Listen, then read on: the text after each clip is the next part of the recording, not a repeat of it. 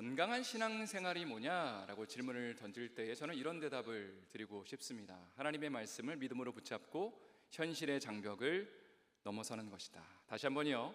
하나님의 말씀을 믿음으로 붙잡고 현실 가운데 부딪히는 그 문제들을 넘어서는 것이 건강한 신앙생활이라는 겁니다. 그럼 예수님을 처음 믿은 형제 자매가 오늘의 본문의 말씀을 믿기로 결단합니다. 오늘 본문의 말씀에 간단한 내용이 이렇죠. 하나님의 나라와 의를 구하면 먼저 주님의 모든 것들을 채워주시겠다. 이 말씀을 정말로 믿고 그래 이제 열심히 교회도 한 번도 빠지지 않고 셀 모임도 나가고 주중 모임도 나가고 예배도 드리고 성경을 읽으면 하나님 내 삶의 모든 걸 채워주시겠다. 그리고 이제 대학을 졸업하고 취직을 할 때가 딱 되면 그때 하나님 앞에 할 말이 있잖아요. 하나님, 제가 이렇게 열심히 주님을 섬겼는데 이제는 좋은 직장을 허락해 주십시오라고 아마 제일 먼저 이야기를 하고 싶을 겁니다. 좋은 직장의 영순위로 딱 돼야 되는데 만약에 그 직장이 되지 않는 일들이 계속해서 반복된다면 아마 우리는 우리의 신앙에 대해 질문을 할 겁니다. 하나님의 말씀이 분명히 그의 나라와 의를 먼저 구하면 모든 것을 더해 주신다고 약속하셨는데 이 말씀이 잘못된 건가? 혹은 내가 조금 믿음이 부족했나를 분명히 의심하게 되는 거죠. 그리고 시간이 지날수록 아마 현실과 타협하는 신앙생활을 하게 될지도 모르겠습니다. 그냥 적당히 믿는 거야. 어차피 기도해도 응답되는 거는 한계가 있는 거야 라고 생각하면서 하나님의 말씀을 우리가 절반만 신뢰하고 있는 건 아닌지 한번 돌아볼 필요가 있다는 것입니다. 여러분, 하나님이 기뻐하시는 신앙생활은요, 하나님의 말씀대로 살기 위해 발버둥 치는 삶이라고 믿습니다. 저는 이 발버둥이라는 개념을 참 좋아합니다. 부족하고 연약하지만 잘 안 되지만 100점은 아니지만 하나님의 말씀대로 좀 살아보려고 힘을 쓰는 거죠. 어떤 삶의 이슈와 문제들 앞에서 하나님 앞에 정말 기도하는 가운데 하나님이 일하시는 것을 정말 보고 싶어서 진짜 하나님을 믿고 한번 기도해 보는 것이 발버둥 치는 삶이 아닌가 생각합니다. 또 누군가의 관계에 문제가 발생한다면 하나님의 말씀대로 정말 그 사람을 품어보려고 사랑하려고 발버둥 치면서 하나님 앞에 기도하는 것이 또 하나님이 원하시며 기뻐하시는 그 발버둥 치는 믿음의 도전이 아닌가라는 생각을 하게 됩니다. 물론 이런 방식으로 이 세상을 살아가는 것은 별로 인기 있는 것이 아닙니다. 주변 사람들을 보면 그냥 쉽게 신앙생활 하는 경우를 많이 보게 되죠. 그렇지만 하나님은 믿음으로 이 땅을 살아가는 사람들을 찾고 계십니다. 기도하고 무릎 꿇고 엎드리는 가운데 하나님의 얼굴을 구하는 사람들, 그리고 그걸로 끝나는 것이 아니라 하나님의 그 크심을 알아가는 사람들, 그 하나님의 그 영광스러운 그 초청과 부르심에 믿음으로 정말로 하나님을 정말로 믿고 그분을 경험하기를 원하는 사람들, 그 하나님의 광대하심에 참여하며 그 영광의 기쁨과 즐거움으로 그 영광을 맛보는 사람들을 주님은 지금도 찾고 계시다는 거죠. 요한복음 17장 3절 말씀을 한번 보면 다 같이 한번 읽어볼까요? 저희 힘차게 한번 읽어보도록 하겠습니다. 영생은 곧 유일하신 참 하나님과 그가 보내신 자 예수 그리스도를 아는 것이니라. 하나님의 말씀을 크게 읽어주셔서 감사합니다. 10년 전보다 훨씬 더 소리가 커진 것 같아서 감사를 드립니다.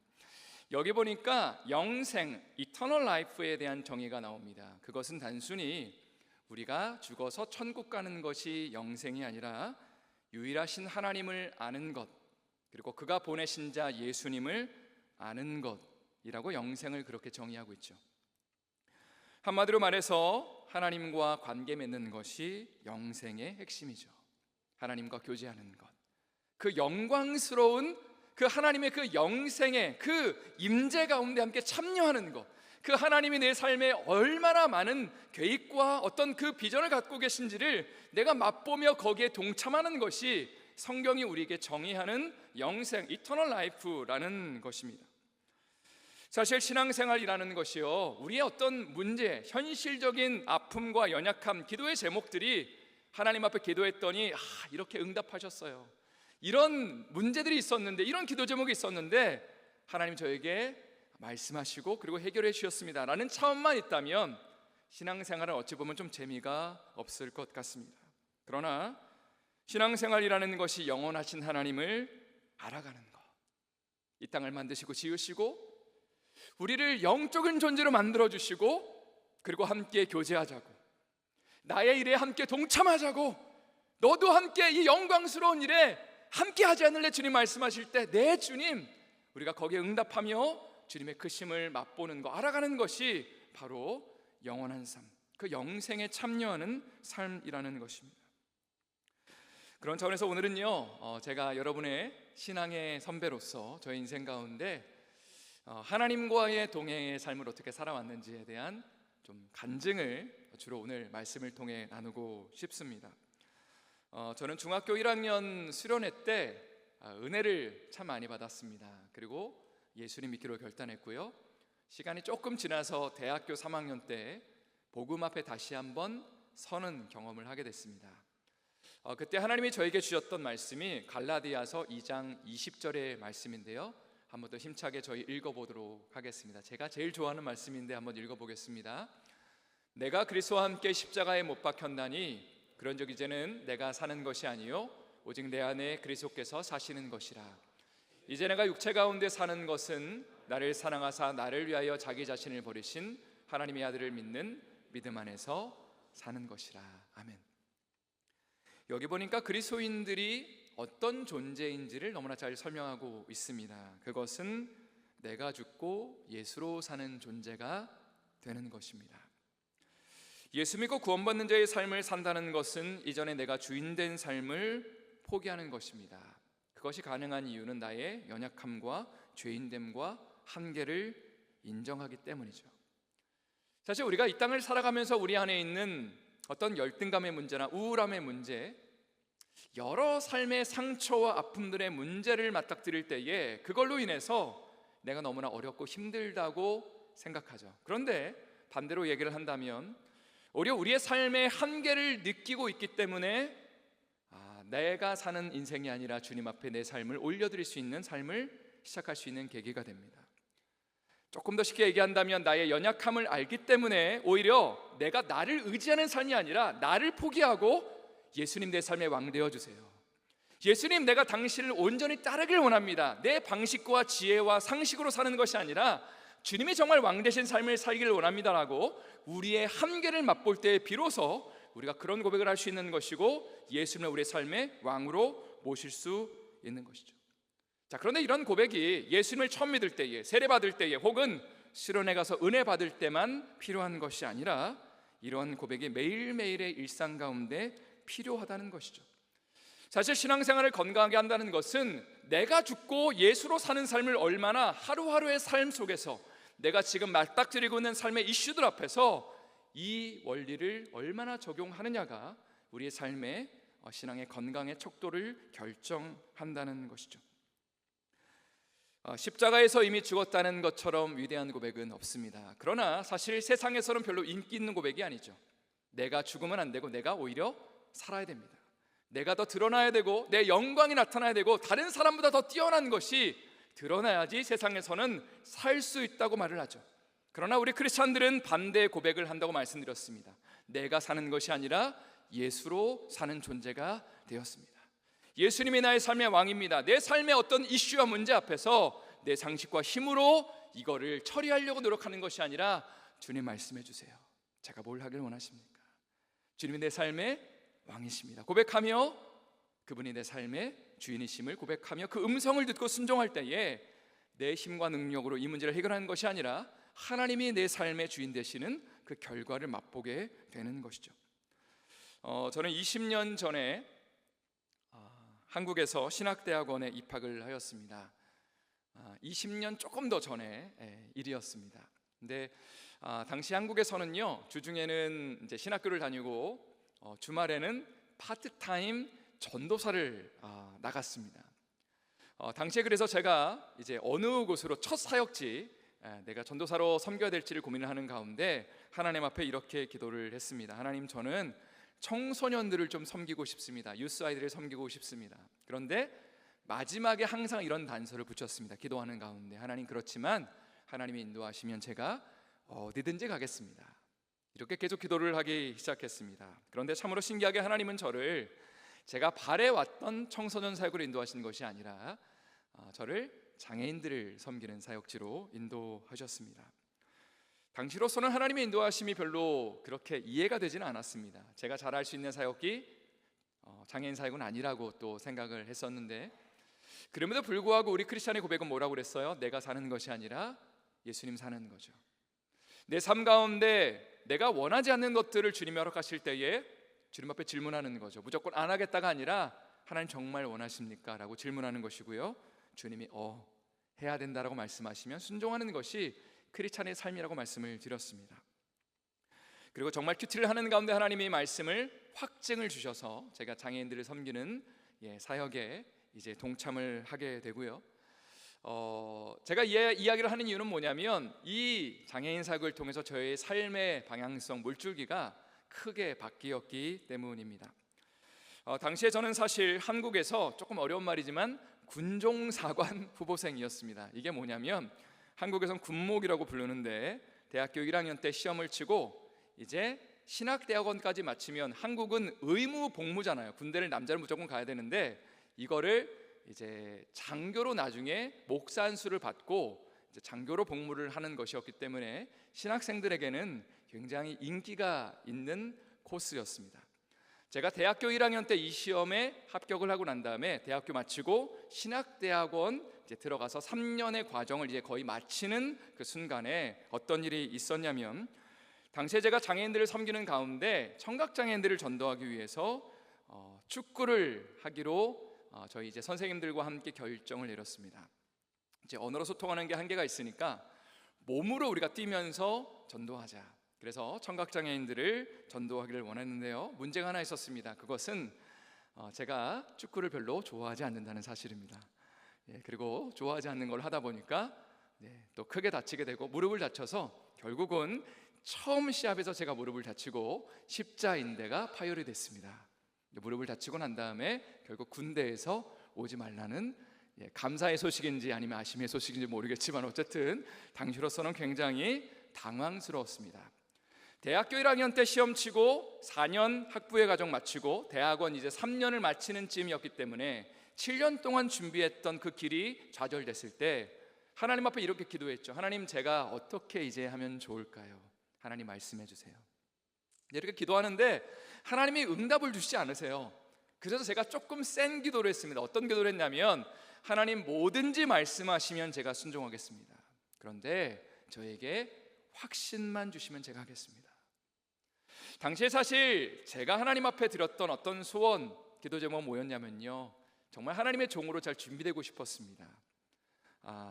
목사가 되기로 결단을 하면서 신학교를 간 거였고, 그리고 그냥 많은 사람들에게 어떤 칭찬을 받고 또 박수를 받는 그런 목사가 되는 것보다는 정말 하나님 앞에 좀 진실한 종이 되고 싶은 그런 그 마음의 순수한 소원이 있었는데, 군목의 길이 딱 좌절됐을 때 하나님 앞에 기도했던 것이, 하나님 뭐든지 인도하시면 제가 순종하겠습니다 라고 주님 앞에 기도하기 시작했습니다.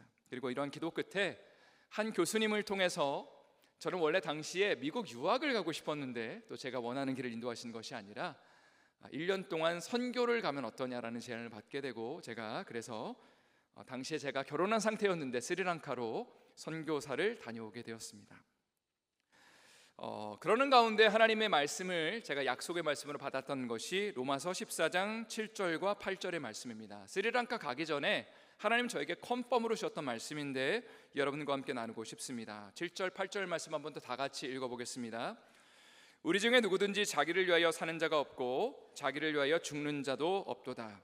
우리가 살아도 주를 위하여 살고 죽어도 주를 위하여 죽나니 그러므로 사나 죽으나 우리가 주의 것이로다.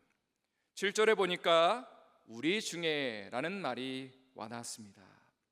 여기 우리라는 표현은 지금 사도 바울이 로마의 크리스찬들에게 보내는 편지이기 때문에 사도 바울 자신과 로마에 살고 있는 모든 크리스찬들을 가리킵니다. 그런데 우리 중에 크리스찬의 정의를 어떻게 내리냐면, 누구든지 자기를 위하여 사는 자가 없다.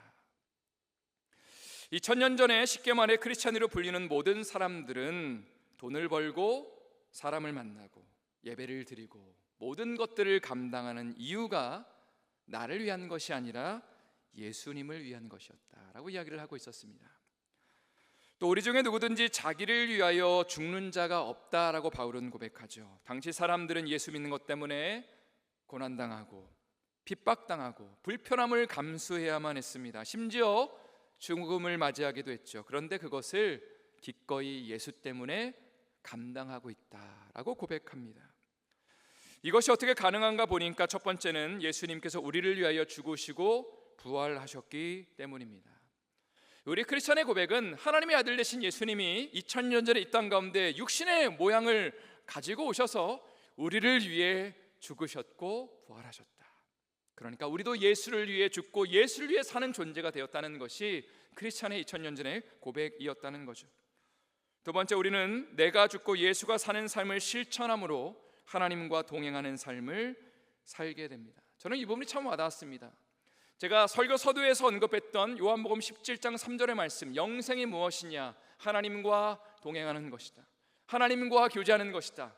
여러분, 만약에 그냥 단순히 예수를 믿는 것이 나를 버리고 주님을 따르는 거, 어려운 거, 힘든 거, 나를 부인하는 거라고 생각한다면 예수님 믿는 게 별로 매력적이지 않을 겁니다. 그런데 만약에 예수를 믿고 따르는 것이 그 영원하신 하나님과 교제하는 거라면, 이 땅을 향한 주님의 마음에 함께 참여하는 거라면, 나는 마음이 무너지고 이 세상에 소망이 없는데 주님이 내 삶 가운데 정말 천국의 소망과 어떤 그 비전을 주시는 가운데 그 영원한 생명에 같이 가자, 우리 함께 가자고 말씀하신 거라면, 그러면 주님 따르는 삶이 너무나 매력적이고 너무나 감격스러운 것이 아닌가라는 생각을 하게 됩니다. 그래서 하나님이 이 말씀을 들으면서 저에게 도전을 주셨기 때문에, 그래서 하나님 앞에 제가 스리랑카를 가기 전에 이런 고백을 드렸습니다. 하나님, 제 인생의 주인이 하나님이십니다. 지금까지는 말로만 고백해 왔는데 막상 모든 것을 정리하고 선교를 1년 가려고 하니까 쉽지가 않네요. 주님, 선교를 가기 위해서 포기해야 될 것도 많고 내려놓아야 할 것도 많지만, 하나님, 이제는 제가 말로가 아니라 삶으로 예수님이 내 삶의 주인이심을 보여드리고 싶습니다. 하나님, 제 삶의 1년을 기쁘게 받아주십시오. 제 삶은 주님의 것입니다라고 고백하며 선교지에서 1년을 보낼 수 있었습니다. 스리랑카에서 1년의 시간이 기쁨과 감사의 시간, 그러나 또 좀 어렵고 힘든 시간들을 보냈지만 그것은 오늘 이 자리에서 다 나눌 수는 없어서 넘어가도록 하겠습니다. 스리랑카에서 1년 보내고 한국으로 돌아와서 이제 유학을 좀 준비하면서 이제 미국으로 유학을 하게 됐고요. 그리고 이제 졸업할 때쯤에, 미국 유학 졸업할 때쯤에 여기저기에 이제 원서를 쓰기 시작했습니다. 어떤 원서냐면, 교회들마다 저를 좀 뽑아 주십시오, 제가 이런 사람입니다 하면서 어플리케이션을 넣기 시작했는데, 당시에 제가 학생 신분이었기 때문에 교회들마다 한 군데서도 답장이 오지 않았습니다. 그래서 마음에 좀 초조함과 불안함이 있었죠. 근데 그때 제가 하나님 앞에 받았던 약속의 말씀이 시편 37편 4절부터 6절의 말씀이었습니다. 한번 이 말씀도 다 같이 읽어보도록 할게요. 시작. 또 여호와를 기뻐하라. 그가 내 마음의 소원을 내게 이루어 주시리로다. 내 길을 여호와께 맡기라. 그를 의지하면 그가 이루시고 내 의를 빛같이 나타내시며 내 공의를 정오의 빛같이 하시리로다. 4절에 보니까 하나님을 기뻐할 때에 그가 내 마음의 소원을 이루어 주실 거다라고 이야기를 하고 있죠. 당시에 사실 제 마음의 소원은 진로를 인도함 받는 것이었습니다. 좋은 교회 가서 부교육자로 사역하는 것이 제 마음의 소원이었죠. 그런데 사실 더 궁극적인 소원은 하나님 앞에 정말 제 삶을 드리고 싶은 마음이 있었습니다. 하나님의 사람으로 좀 더 준비되고 싶었습니다. 영혼들을 정말로 사랑하고 안아주고 주님의 복음을 생명 다해 선포할 수 있는 그런 정말 사명자로, 목회자로 정말 준비되고 싶은 그런 마음이 있었는데, 이 말씀이 저에게 이렇게 얘기하고 있었죠. 하나님을 기뻐하면, 하나님을 즐거워하면, 그분을 예배하고 그분을 열망하면 네 마음의 소원을 이루어 주실 것이다. 사실 당시까지는요, 제가 딱 생각하는 그 저의 진로가 있었습니다. 미국 교회에, 좋은 교회 가서 사역하면 하나님의 인도함을 받는 거라고 생각했었는데, 이 말씀을 마음 가운데 묵상하는 가운데 나중에 하나님이 저에게 이런 고백 주셨습니다. 하나님, 제가 어디로 인도함 받든지 상관없이 하나님 보시기에 가장 합당한 곳으로 인도하시면 제가 기쁨과 즐거움으로 그곳 가겠습니다. 다만 제 마음의 소원을 이루어진다고 주님 말씀하셨잖아요.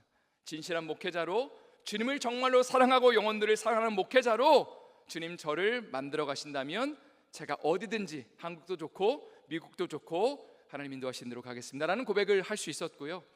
이런 고백을 할 때쯤 되니까 하나님이 정말 그 다음부터는요, 사실 진로를 인도함 받기 전까지 안지나 서나 근심하고 걱정하고 염려하고 사람과 대화하다가도요, 이제 조금 지나면 나 어디로 가지? 졸업하고 갈 데 없는데, 이런 고민 가운데 있었다가 어느 순간에 하나님의 말씀이 저의 마음을 만지니까 그 다음부터 더 이상 걱정과 염려가 되지 않았습니다. 하나님 앞에 맡겼기 때문이겠죠. 그리고 시간이 조금 지나니까 하나님께서 은혜를 주셔서 참 미주에서 제일 좋은 교회로 알려진 베델교회에서 사역을 하라고 연락이 와서 예3의 청년들을 섬기게 되었습니다. 제가 총 4년의 시간을 여기 있었습니다. 근데 그때 일어났던 일들을 또 나눌 수 있는 시간은 충분하지 않기 때문에, 근데 제가 청년들과 함께 IT라는 나라에 단기 선교 갔다 온 얘기는 좀 하고 싶습니다. 헤일이라는 나라에 단기 선교를 일주일 동안 다녀왔었는데, 그것은 제가 방문했던 나라 중에 가장 가난한 곳이었습니다. 물도 제대로 나오지 않아서 우물물을 길러서 사람들이 사용했고요, 전기도 나오지 않아서 필요한 경우에는 제너레이터를 돌려야만 했습니다. 주소도 없었고 신호등도 없었습니다. 낮 시간에 밖으로 나와 보니까 청년들이 진짜 많더라고요. 주중에 선교사님한테 물어봤습니다. 왜 이렇게 젊은 사람들이 낮 시간에 만나요? 물어보니까 일자리가 없어서 그렇습니다. 이 사람들이 갈 곳이 없습니다. 이렇게 가난한 곳입니다라는 이야기를 들었습니다. 그런데 제가 IT의 청년들과 예배를 드리는 가운데 정말 충격을 받았는데, 그것은 뭐냐면 이들은 천상의 예배를 드리고 있었습니다. 왜 그런가 생각을 해보니까 정말 찢어지게 가난한 곳에 살고 있는 사람들, 하나님 밖에는 소망이 없다고 말하는 사람들, 정말 그 절박한 가운데 만약 천국이 없다면 이 사람들에게는 아무 소망이 없다라고 말할 수밖에 없는 그 구구절절한 그 삶의 처참한 모습 가운데 이들은 하나님을 바로 정말로 예배할 수밖에는 없었다는 생각이 들었습니다. 하나님이 아니면 안 되는 사람들이었죠. 하나님이 아니면 아무것도 아니라고 말할 수밖에 없는 그 청년들의 주님을 향한 그 갈급함, 주님을 향한 그 간절함을 제가 딱 느끼는 가운데 많은 충격을 받았습니다. 그리고 제가 참 너무 많이 부끄러웠습니다. 얼바인에서 사역하면서 참 많은 은혜와 혜택들을 얻었습니다. 그런데 어느 순간에 영적인 야성을 잃어가는 듯한 나의 모습, 어느 순간에 복음으로 인하여 살아야 되는데, 예수로 말미암아 살고 죽어야 되는데, 삶의 어떤 이슈와 문제들로 인하여 고민하며 아파하는, 감사와 감격과 사명을 감당하는 삶이 아니라 때로는 불평하고 그리고 불만을 터뜨렸던 저의 모습이 너무나 죄송스럽게 느껴졌습니다. 그래서 IT에서 돌아와서 제가 그때가 주일 새벽 3시 정도 되었습니다. 조금 있으면 이제 주일날 예배를 가야 되는 시간이었는데, 집에 가서 아내에게 이렇게 말을 합니다. 여보, 좀 앉아보세요. 그리고 이제 제가 심각한 이야기를 꺼냅니다. 내가 IT에 가서 너무나 큰 은혜를 받고 왔는데, 하나님 앞에 그때를 당시 기준으로 해서 약 10년 전에 스리랑카에서 우리의 젊음을 드렸던 시간이 기억이 났다. 내가 다시 한번 베델교회에서의 사역이 맞춰지면 1년에서 2년 정도 선교제에 가서 정말로 영혼들을 돌보고 싶다. 주님의 마음을 품고 싶다. 정말 복음 앞에 사는 것이 무엇인지를 내가 다시 한번 마음에 새기고 싶다라는 제안을 했을 때에 아내가 기쁨과 또 감격을 가지고 절대 안 됩니다 라고 말하는 것이 아니라 너무 좋다고 같이 가자고 이야기를 했습니다. 그것이 결실이 되어서 이스라엘에서 이제 조금 지나서 이스라엘로 가게 됐고요, 2년의 시간을 보내고 하나님의 인도하심 가운데 필라델피아로 사역지를 옮겨서 6년 반의 시간을 보내고 이제 오늘 제가 이 자리에 서게 되었습니다. 6년 반 동안 사역하는 가운데 부목사와 동사 목사를 거쳐서 담임 목사가 되었습니다. 담임 목사가 되었을 때에 참으로 감격스러웠던 것은 주님이 마치 저의 인생 가운데 이런 말씀을 하시는 것 같았습니다. 재영아, 20년 동안 너 정말 고생 많았다. 눈에 보이는 대로 사는 것이 아니라 정말 주님 기쁨 되고 싶어서 진실한 사역자로 발버둥 치면서 너가 믿음의 길을 행보를 걸은 거를 내가 알고 있다. 이제는 담임 목사 됐으니까 마음껏 섬기라고. 영혼들 마음껏 사랑해주고 그들을 위해 기도해주고 울어주고 하나님의 말씀을 선언하라고 주님이 저에게 그렇게 말씀하시는 것 같아서 제가 너무나 감격스럽습니다. 이제 마음껏 섬기면 되네요. 마음껏 영혼들을 사랑하면 되요라는 그런 고백을 가지고 한 1년 정도의 시간을 보냈습니다. 자, 그런데 여기까지는 참 해피엔딩의 모습이지만 얼마 전에 교회 안의 문제로 인해서 갑작스럽게 담임 목사직을 갑작스럽게 사임을 하고 제가 이 자리에 서게 됐습니다. 저에게는 너무나 충격적인 일이죠. 여러분의 삶에도 이러한 일들이 발생했는지는 모르겠습니다. 그러나 기도하는 가운데 하나님이 저에게 이런 마음을 주셨습니다. 두 가지 마음인데, 첫 번째는 내 마음의 중심에 무엇이 있는가, 내 삶의 근본에 나는 무엇을 추구하는 존재인가에 대한 질문입니다. 만약에 이 땅에 살아가는 우리의 삶의 목표가 성공이라면, 좋은 자리에 올라가고 다른 사람보다 더 좋은 것을 성취하는 것이라면, 이런 어떤 우리의 실패와 아픔들을 우리는 해석할 수 있는 능력을 상실하게 됩니다. 그러나 우리의 삶의 부르심이 성공이 아니라 하나님과 동행하는 것이라면, 어떤 상황과 환경 속에서도 하나님의 그 광대하심과 크심을 알아가며 믿음의 행보를 이어가는 것이라면, 이런 삶의 충격과 아픔들 앞에 오히려 하나님의 신실하심을 더욱더 바라보게 되고 하나님의 살아계심 앞에 나의 믿음의 고백을 드릴 수 있게 되는 거죠. 사실 한 3주 정도 잠도 제대로 못 자고 정말 현실을 도피하고 싶더라고요. 하루 종일 잠을 자고 싶고 사람 만나고 싶지 않고 핸드폰 계속 꺼놓고 싶고, 또 하루에 한 끼도 제대로 밥이 넘어가지 않는 시간들도 보냈습니다. 또 이런 질문을 던지게 됐습니다. 내가 목회의 길을 계속 걸어갈 수 있을까? 이렇게 충격적인 일을 당하고. 그런데 기도하는 가운데 하나님이 이런 마음을 주셨습니다. 좋은 자리, 좋은 교회가 나의 목회를 보장해 주는 것이 아니라 하나님 앞에 진실하게 나의 삶을 올려드리는 것, 하나님이 허락하시는 그 상황에서 영혼들을 위해 생명을 바쳐 말씀을 전하고 그들을 위해 눈물로 흘려 통곡하며 그 영혼들을 하나님 앞에 올려드리는 것이 내 삶의 부르심이라면, 하나님, 그러면 제가 이 길을 계속 가야죠.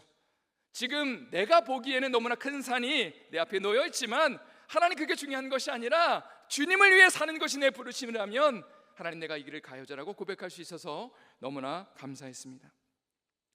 또 하나님이 저의 삶 가운데 아까 읽었던 시편 37편 4절부터 6절의 말씀을 다시 한번 저의 삶에 약속으로 주셨습니다. 제가 한번 읽어드릴게요. 또 여호와를 기뻐하라. 그가 내 마음의 소원을 내게 이루어 주시리로다. 내 길을 여호와께 맡겨라. 그를 의지하면 그가 이루시고 내 의를 빛같이 나타내시며 내 공의를 정오의 빛같이 하시리로다. 이 말씀을 묵상하며 내가 소원하며 바라는 것이 무엇인지를 질문하게 됩니다. 아까 말씀드린 것처럼 우리는 성공의 삶으로 부름받은 것이 아닙니다. 물론 하나님이 좋은 자리 주시면 감사한 거죠. 그 자리에서 사명 감당하며 살면 됩니다. 그러나 더 중요한 것은 하나님과 동행하는 삶을 사는 것이죠. 영생의 기쁨에 동참하는 것이죠.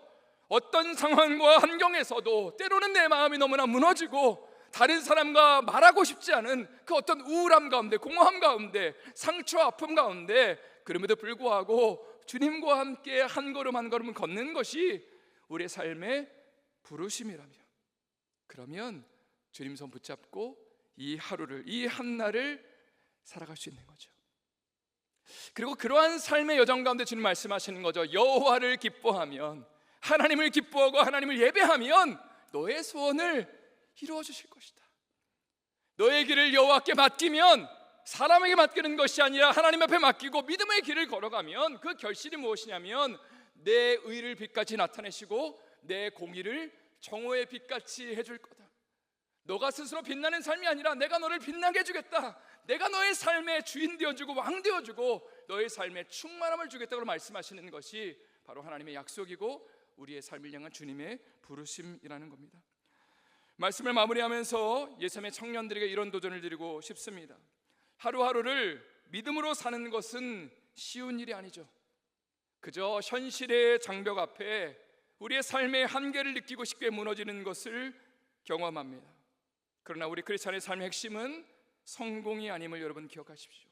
주님과 동행하는 것, 그분의 크심을 알아가는 것, 나를 안아주시고 만져주시는 분, 나의 상처를 너무나 많이 공감해 주시는 분, 같이 울어주시는 분, 그리고 같이 가자고, 함께 가자고, 내가 너를 기뻐하길 원한다고 말씀하시는 그분의 음성 가운데, 그 주님의 부르심 가운데 영생에 참여하는 것이죠.